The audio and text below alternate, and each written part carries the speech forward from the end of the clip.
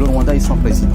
Le siège présidentiel est vacant, personne ne veut en parler. Tout le monde sait qu'il est malade et qu'il est allé se soigner à l'étranger. C'est pas sûr. Je ne sais pas comment vous l'avez su, mais le gouvernement rwandais, ou ce qui reste du gouvernement rwandais, veut faire croire à tout le monde qu'il n'y a aucun problème. Moi, je vais vous raconter pourquoi je vous dis actuellement que le président Kagame n'est plus. N'est plus. N'est plus.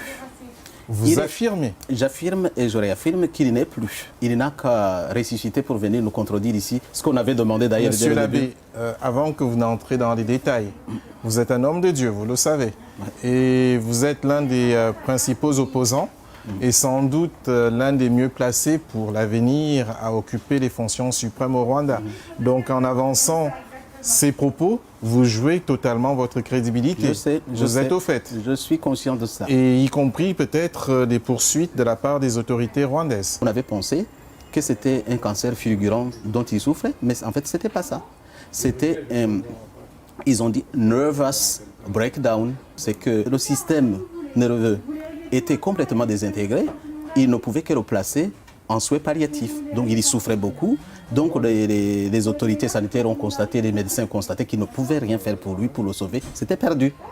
Alors ils ont décidé de le placer en soins palliatifs là-bas. Et puis en attendant la décision de sa famille pour le débrancher. Parce qu'ils avaient établi, et ça c'est l'information, qu'ils ne peuvent pas revenir à la vie. En fait, ils ne peuvent pas, ils ne peuvent pas le sauver. Donc vous êtes catégorique. Le président du Rwanda actuellement est en état de mort cérébrale.